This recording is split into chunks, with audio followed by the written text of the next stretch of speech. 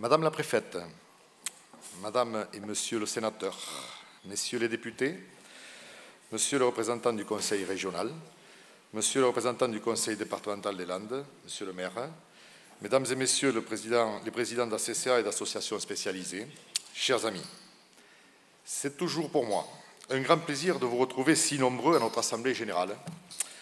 Cela illustre aussi l'intérêt que vous portez à notre association et je vous en remercie très chaleureusement.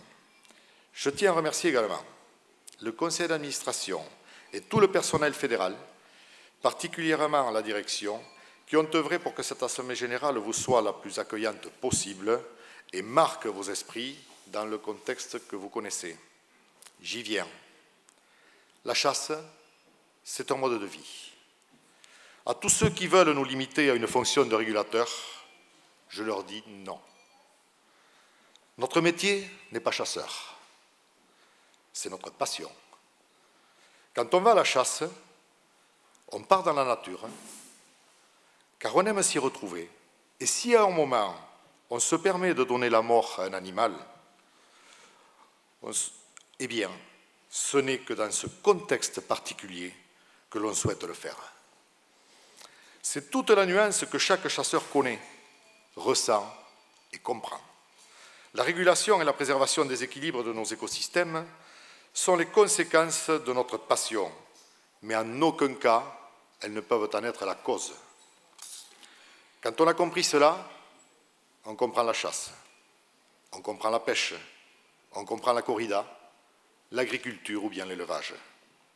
Tout simplement, on comprend ce rapport qui doit aussi exister entre les hommes, les animaux et la nature. Pour l'illustrer, prenons 30 secondes pour visionner le spot réalisé par notre fédération nationale, diffusé sur l'ensemble des chaînes privées et publiques, qui relève d'un coup de maître. Rappelez-vous que la précédente campagne de communication avait été censurée par de nombreuses chaînes. On peut y voir peut-être une amélioration dans notre image. Pour celles et ceux qui n'ont pu le voir, découvrons ce spot. La chasse, on sait, il y a débat. Pourtant, sait-on vraiment ce qu'est la chasse?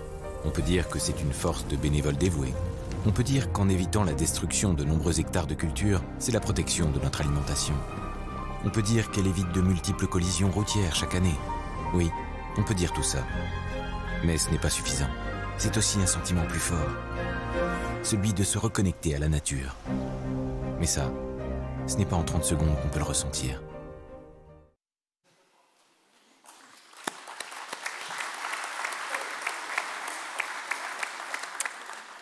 Voilà, mes amis, ce que je voulais introduire dans mes propos, car je crois que nous allons largement développer cette réflexion tout à l'heure avec nos invités. En effet, une multitude de sujets nous animent et nous devons être sur tous les fronts avec la plus grande motivation qui est la nôtre. Un qui a fait débat, et qui fait toujours débat d'ailleurs, la sécurité. Rappelez-vous, il y a un peu plus d'un an, le 8 mars 2022 exactement, j'étais auditionné au Sénat suite à la pétition lancée par le collectif « Un jour, un chasseur » qui a obtenu plus de 100 000 signatures. S'en est suivi un rapport de cette commission sénatoriale en septembre 2022 sur lequel notre secrétaire d'État à la transition écologique, Bérengère Couillard, a proposé un plan sécurité le 9 janvier dernier de 14 mesures visant à réduire les accidents de chasse, déjà en forte baisse. Je rappelle que nous avons divisé par 4 l'ensemble des accidents de chasse en 20 ans et qu'en même temps, nous avons multiplié par 5 le nombre de coups de feu pour faire face à l'explosion du grand gibier. Pour l'illustrer localement, il se prélevait moins de 500 sangliers dans les années 80 dans notre département des Landes, pour près de 20 000 aujourd'hui. Certes, nous avons échappé pour le moment au jour de non-chasse, tant rêvé par nos opposants qui n'ont qu'un seul objectif, nous priver de notre passion. Mais en revanche, ce plan vient encore alourdir nos contraintes et missions déjà très importantes, à savoir une formation décennale pratique qui viendrait se rajouter à la théorique que nous réalisons aujourd'hui, imposée par la loi de la réforme de la chasse sur la réforme de la chasse en 2019. Sans accompagnement de l'État, nous ne pourrons pas assurer cette mission que ce soit sur le plan matériel ou humain. Aussi, une application numérique d'État à disposition d'autres usagers de la nature, où seuls les chasseurs viendraient se signaler. Ainsi, je considère cela comme une stigmatisation en règle. Alors que des applications gratuites d'activités de tout genre, déjà largement proposées par les municipalités et le conseil départemental, suffisent amplement. La fédération a d'ailleurs communiqué en ce sens à toutes les mairies.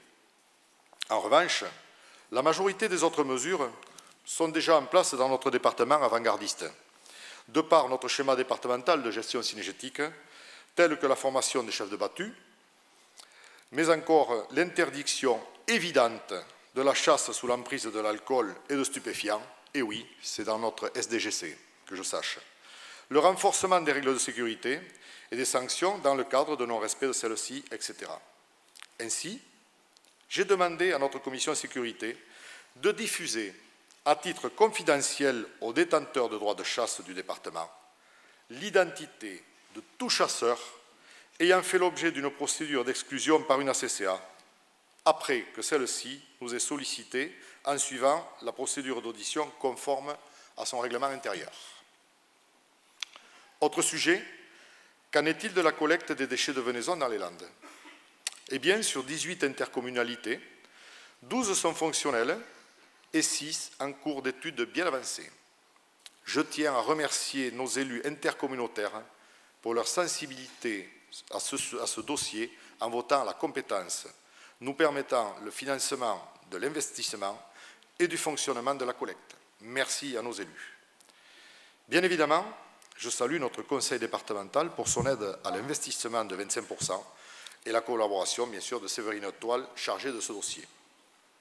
En revanche, je reste persuadé qu'une subvention de même ordre du Conseil régional d'Aquitaine versée directement aux communautés de communes, qui en sont les maîtres d'œuvre, accélérerait le processus.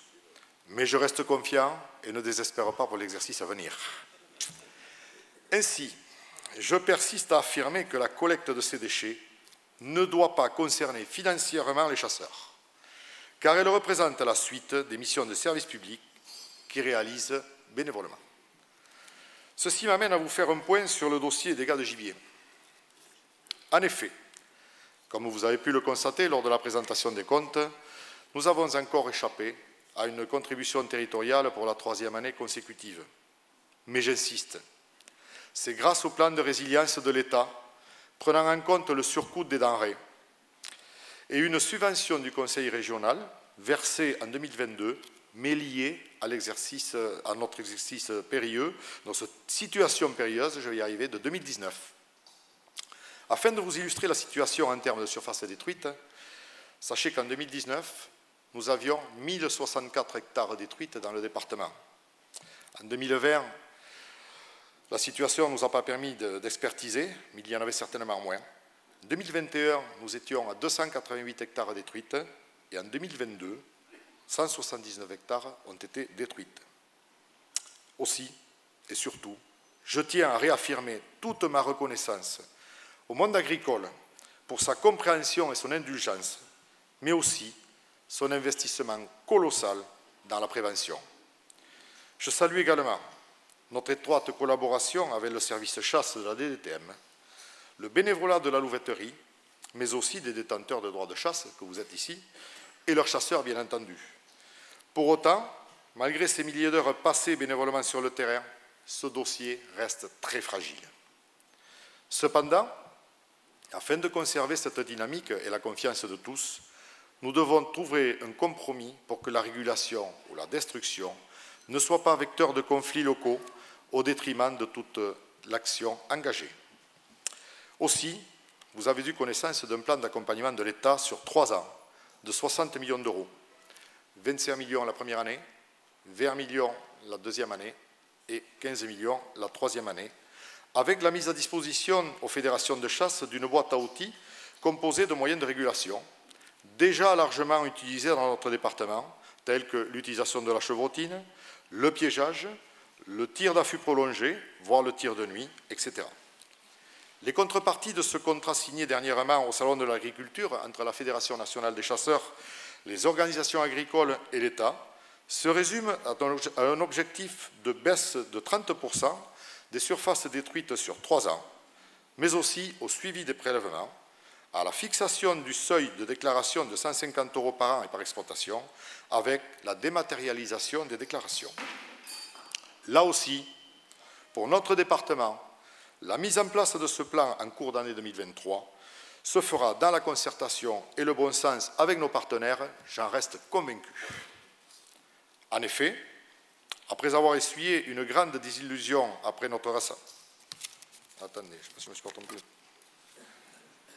Et maintenant, j'ai anticipé, et maintenant, venons-en au sujet qui fâche,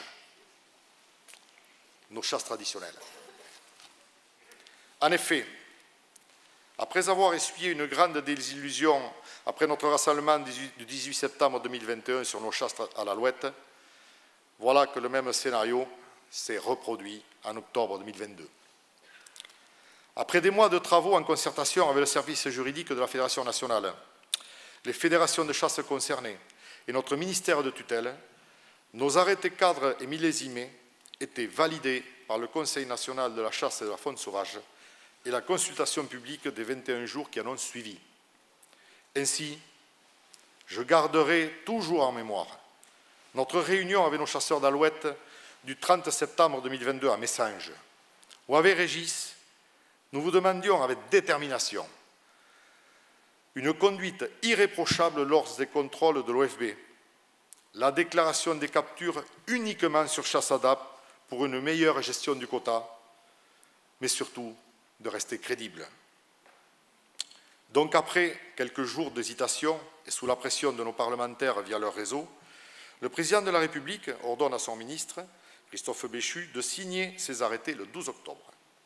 Désormais, la chasse à l'alouette aux pantes et matoles est à nouveau possible. Cela se passait merveilleusement bien. Nous n'avions que des bons retours de la part des agents de l'OFB. Les déclarations de capture affluaient sur Chasse ADAP en temps et en heure. Seuls 3 chasseurs n'ayant pas de smartphone appelaient tous les matins à la fédération afin que notre secrétariat leur fasse la démarche. Chers amis, nous étions fiers de nos Tenderlandais pour cette exemplarité. D'ailleurs reconnus au niveau national. Je ne les remercierai jamais assez. Et ils n'en ont pas été récompensés. Car voilà que le 21 octobre 2022, tout s'effondre par une nouvelle suspension de nos arrêtés par le Conseil d'État. Mais alors, que l'on ne me parle pas de justice et d'impartialité. Nos directeurs, ceux de l'Ex-Aquitaine, dont Régis est présent, à cette audience à Paris, je suis désolé, mais comment croire à une juste interprétation des textes lorsque la plaidoirie de nos opposants est surjouée par le président de la pompe à oseille? Je vous laisse deviner ce que j'entends par la pompe à oseille. Ça va arriver, la technique? Non, bon, très bien. La LPO, pour faire court, qui n'a comme aucune stratégie que de maintenir une crise permanente de la biodiversité, qui est en réalité une source de financement et de notoriété. En effet, vous remarquerez que personne ne parle des choses qui vont bien. Et pour cela, il faut reconnaître qu'elles excellent dans l'art d'une communication tronquée et alarmiste. Je ne prendrai qu'un seul exemple, mais qui est parfaitement révélateur de la méconnaissance ambiante des questions de biologie. La liste rouge de l'UICN, l'Union internationale de la conservation et de la nature, où on nous dit « Attention, l'alouette est sur cette liste rouge ». Argument divin pour stopper sa chasse. Pourquoi pas un seul journaliste, et je sais qu'il y en a dans cette salle, n'a eu la curiosité, voire le soupçon de conscience professionnelle pour se rendre compte que des dizaines de milliers d'espèces figurent sur cette nomenclature, qu'elles soient disparues, rarissimes ou extrêmement nombreuses. Comme notre alouette des champs, encore listée comme préoccupation mineure, à savoir la meilleure de la catégorie de l'UICN. Comme d'autres, notre palombe, ou des espèces plus urbaines, comme le rat. Madame la préfète, mesdames et messieurs les élus, vous saviez que le rat était sur la liste rouge de l'UICN. Vous aurez compris l'exercice. Ce n'est pas sérieux. L'absence de sérieux ne s'arrête pas là. Le 26 janvier dernier, nous sommes informés que la France est ciblée par un avis motivé de la Commission européenne pour un rapport en manquement sur certaines chasses. Je vous le donne en mille. Toutes les chasses traditionnelles françaises. Je dis bien toutes. Y compris celle de l'oiseau bleu au filet. Ce rapport, d'une quarantaine de pages, est un concentré d'ignorance. Reste à savoir si elle est naïve. Après tout, la Commission n'est pas censée tout connaître, puisqu'elle manque à ses obligations en ne communiquant pas un rapport sur l'application de la directive oiseaux et les dérogations accordées par les États. Ou bien que cette ignorance soit stratégique, voire militante. Car j'ai du mal à croire que quand nous lisons dans cet avis motivé que notre chasse à la palombe au filet est un alibi pour la capture de la tourterelle des bois, qu'ils aient pu l'inventer tout seuls. Ou encore que des ortolans soient capturés sous nos pentes aux alouettes. Mais de qui se moque-t-on? Connaissez-vous la loi de Brandolini? C'est assez intéressant en réalité. La loi de Brandolini, ou le principe d'asymétrie des baratins, est le raisonnement selon lequel la quantité d'énergie nécessaire pour réfuter des sottises est supérieure d'un ordre de grandeur à celle nécessaire pour les produire.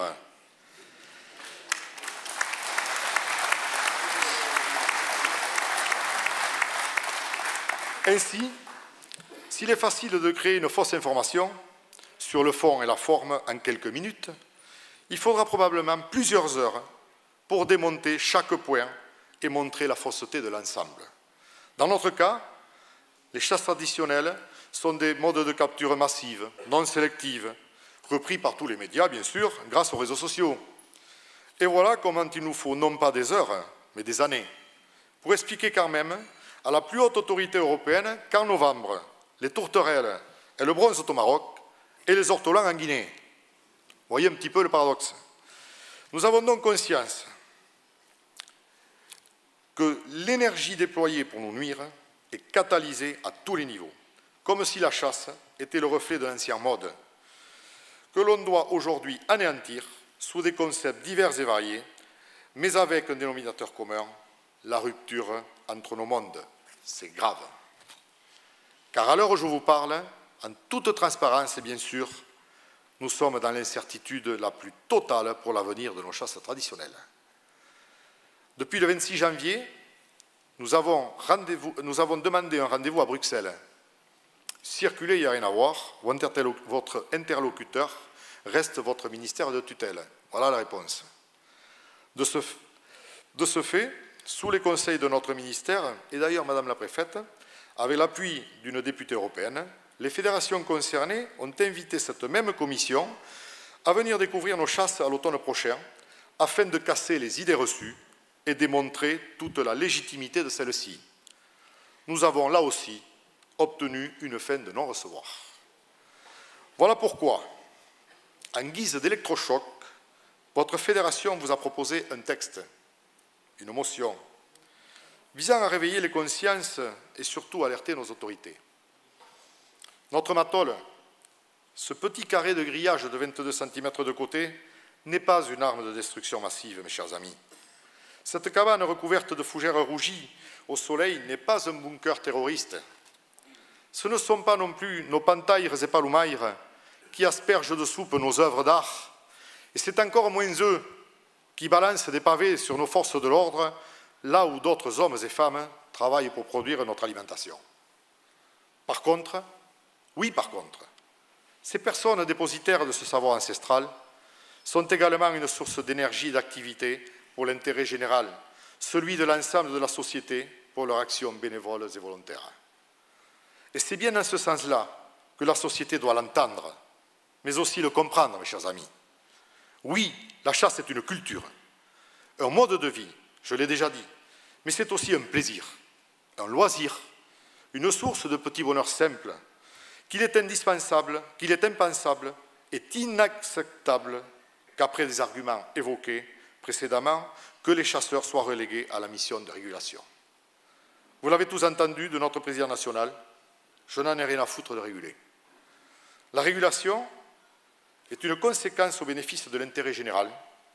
Je l'ai déjà dit, mais je le répète. Je sais d'ailleurs qu'il y a eu débat sur le vote de cette motion, car la chasse au grand gibier est aussi une chasse prisée par de nombreux chasseurs landais. Mais là, on parle de notre âme, et je refuse de la vendre au diable. Par conséquent, vous avez voté majoritairement cette motion à 89,45%, pour ne pas dire 90%. Et tous les départements concernés prennent le même chemin. En exemple, la Fédération du Lot-et-Garonne hier soir, qui a voté le même genre de motion à l'unanimité. Et je sais que dans les départements voisins, la Gironde notamment, les Pyrénées-Atlantiques, voire le Gers et bien d'autres, prennent exactement le même concept. Donc, je vais vous présenter cette motion.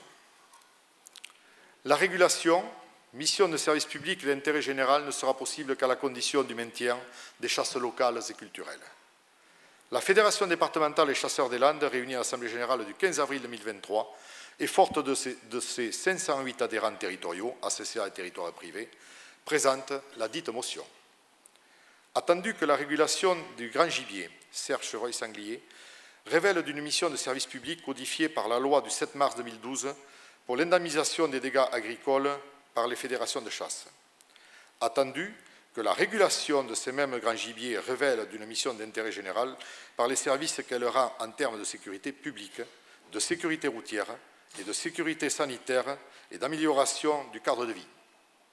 Attendu que la régulation de ces mêmes grands gibiers est avant tout une action responsable et solidaire envers les acteurs sociétaux précités, attendu que la pratique de la chasse dans sa diversité sociale et culturelle dans le département des Landes est un atout majeur pour l'intérêt général et que l'investissement sociétal de tous les chasseurs ne peut exister qu'à la condition absolue du maintien de l'attrait des pratiques, notamment pour la préservation des petites chasses locales.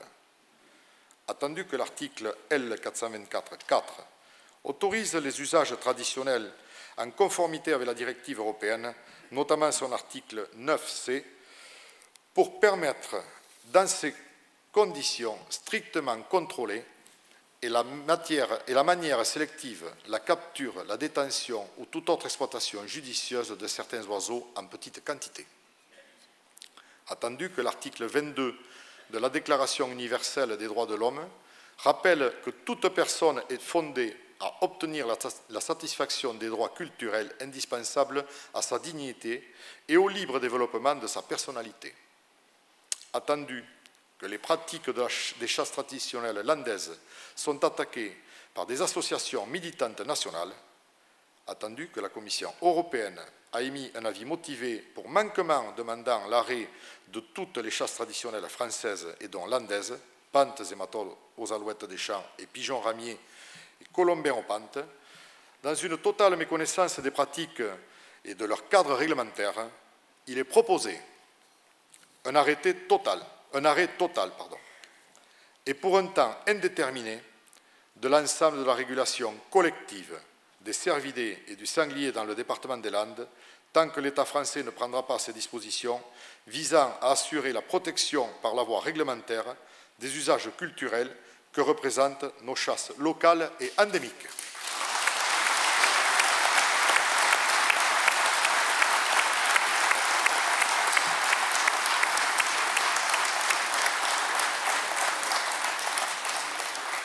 Merci.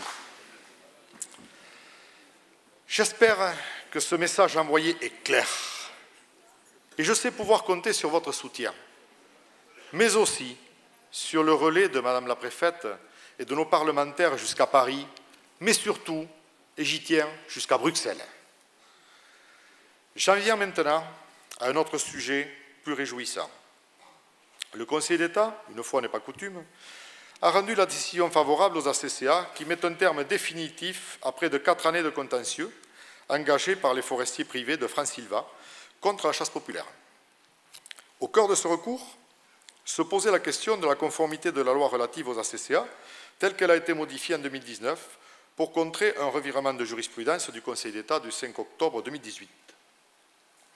Tout l'enjeu de ce contentieux est en effet d'empêcher la création d'associations ou de regroupements de propriétaires dont le seul but est de démanteler le territoire de la CCA et de priver notamment les membres de la CCA non propriétaires de la possibilité de chasser sur des territoires suffisamment stables et viables. Le Conseil d'État, par cette décision, préserve ainsi la mission d'intérêt général dont ces associations communales sont investies dans les communes du département soumises à un fort morcellement foncier où elles sont constituées. De manière imparable, le Conseil d'État considère que si les propriétaires regroupés en association postérieurement à la création d'une ACCA ne peuvent jouir d'un exercice exclusif du droit de chasse sur les terrains leur appartenant, ils disposent toutefois, en leur qualité de membres de droit de l'association communale, d'une autorisation de chasser sur l'espace constitué par l'ensemble des terrains réunis par cette association. Mes amis, je pense avoir été long dans mon propos et je conclurai en m'ancrant dans ce qui est dans notre cœur, la ruralité. La ruralité, c'est la réalité du monde rural. C'est d'abord 23 millions de femmes et d'hommes qui y vivent, mais qui y travaillent. Mais c'est aussi un état d'esprit pour de nombreux citadins qui ont des racines rurales et qui en sont fiers. Ils méritent qu'on les défende. Mon état d'esprit du Sud est résolument positif. Le combat finit toujours par payer quand la cause est juste. Laissez-nous vivre selon nos choix de vie. Laissez-nous cesser de nous rajouter sans cesse des normes sur des normes. Arrêtez de nous imposer notre vision d'une société qui ne sera faite que d'interdictions et de privations. Laissez-nous simplement transmettre à nos enfants ce que nous avons reçu de nos parents, c'est notre droit le plus légitime. En résumé, foutez-nous la paix. Je le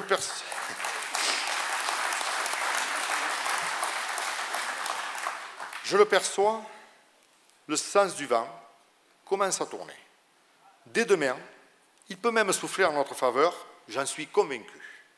Alors mes amis, ce n'est pas le moment de baisser les bras et de renoncer à ce que nous sommes, à ces valeurs que nous portons fièrement. Oui, je vous le dis, dans un avenir pas si lointain, être chasseur, être pêcheur, être agriculteur, être éleveur sera valorisé par la société qui nous entoure. Nous serons alors reconnus pour nos compétences, notre savoir-faire et nos cultures qu'il faudra préserver et dont la transmission sera l'objectif collectif. Merci pour votre engagement. Merci de porter la chasse landaise et plus à bout de bras, chaque jour, sur tout notre territoire. Et pour conclure, je voudrais personnellement remercier tous les présents dans cette salle pour l'amitié, le soutien sans faille que vous me témoignez. Vous êtes ma force. Restons unis, vive la chasse, vive notre esprit du Sud, vive la ruralité, Adi Schatz.